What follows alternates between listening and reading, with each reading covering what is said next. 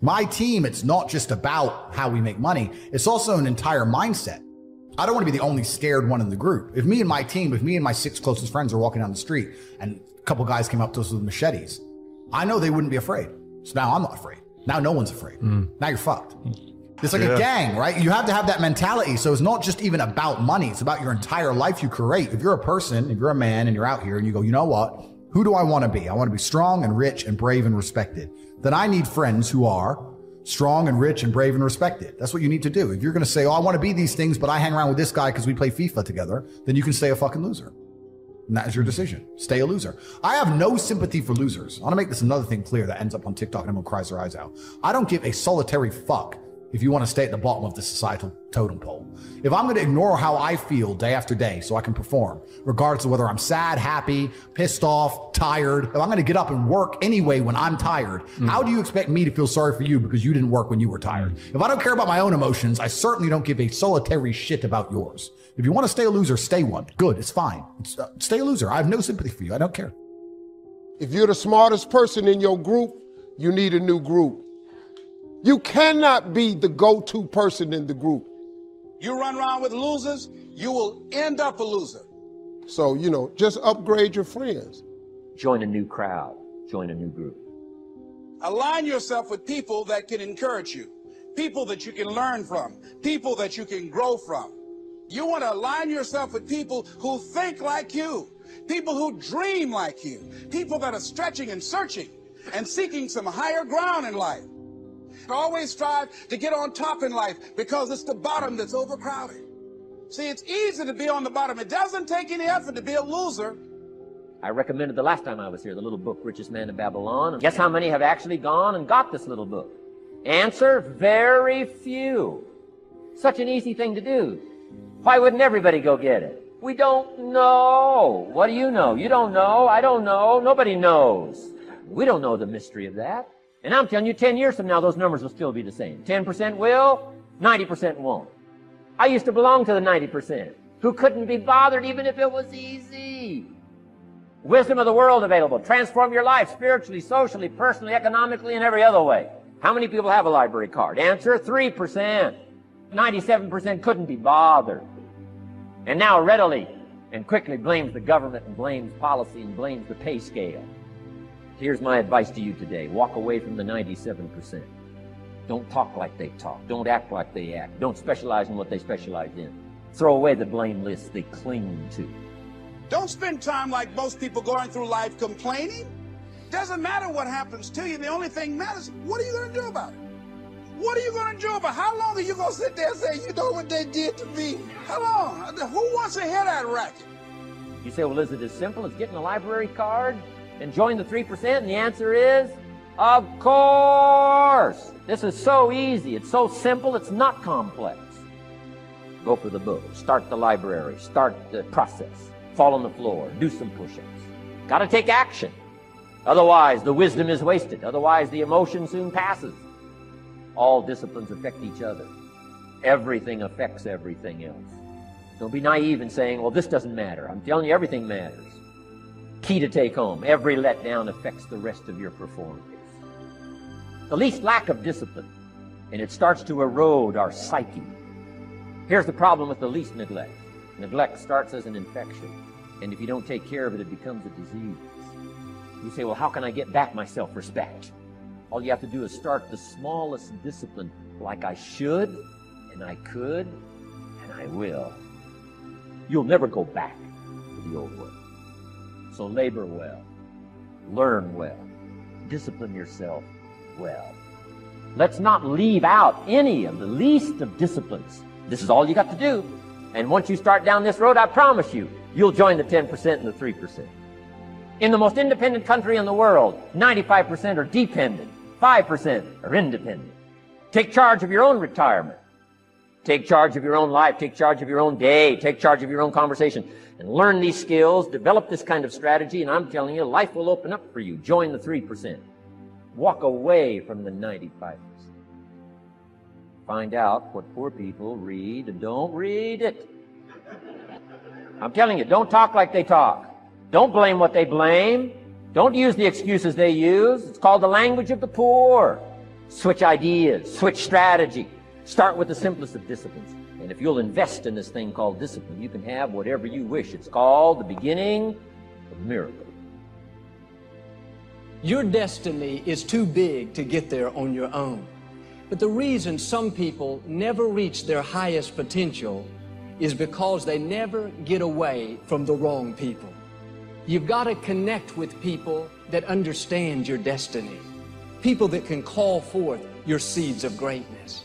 Not people that are always pushing you down, never giving you their approval, no matter how good you do. If you will get the wrong people out of your life, then God will bring the right people into your life. The people that are closest to you, they're with you, but they're not really for you. You're spending all your time and energy on someone that doesn't understand your destiny.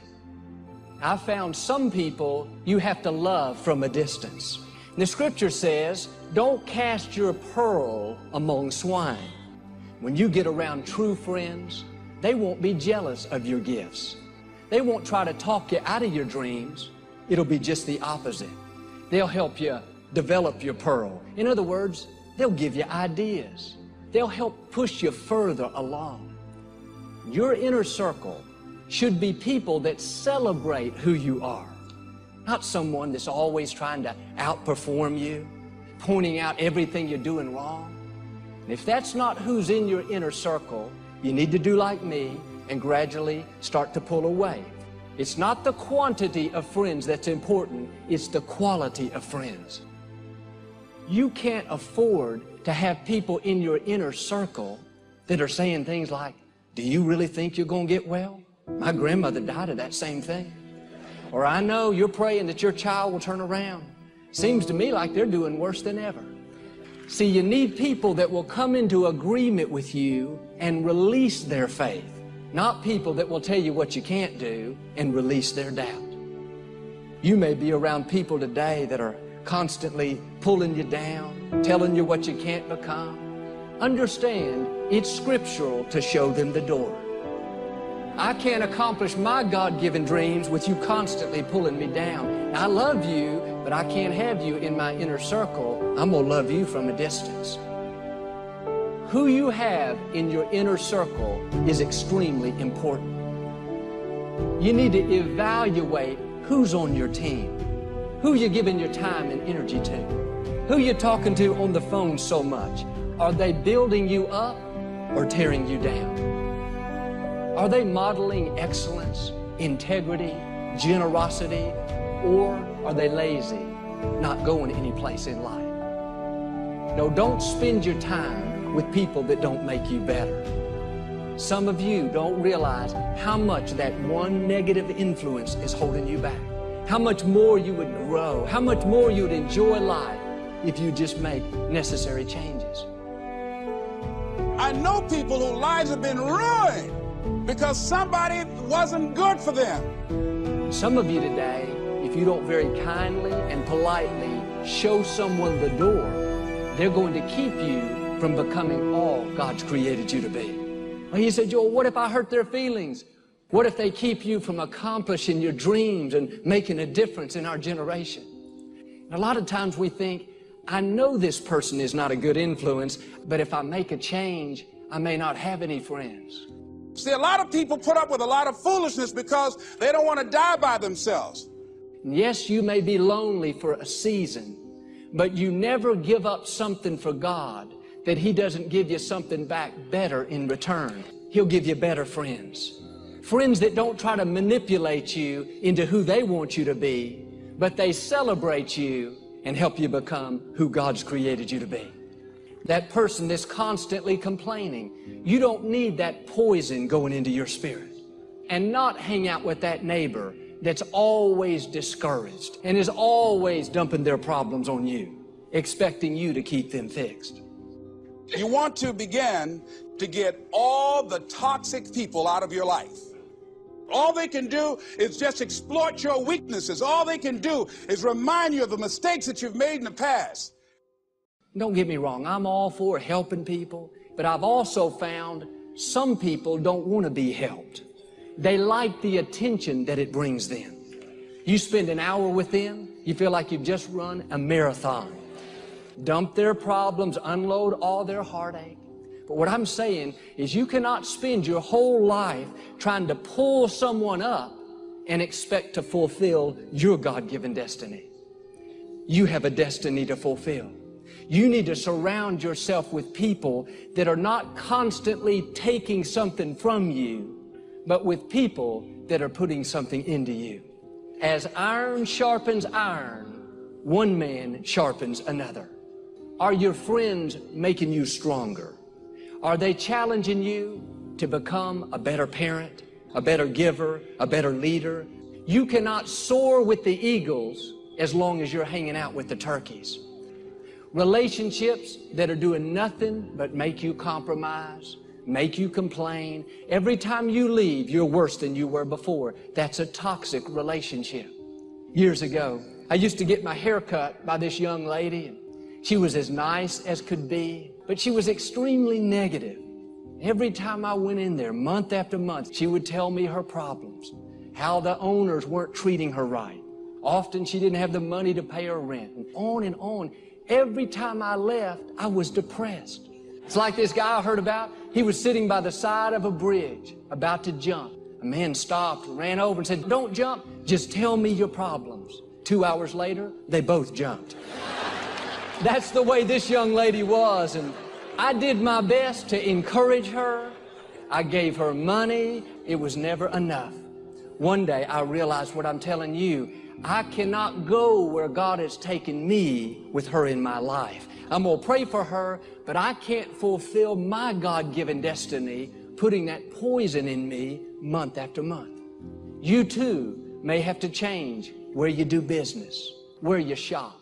Your time is too valuable. Your destiny is too great to spend it with people that are constantly draining the life and energy out of you. Show them the door. Be kind, be polite, but you need to gradually start pulling away.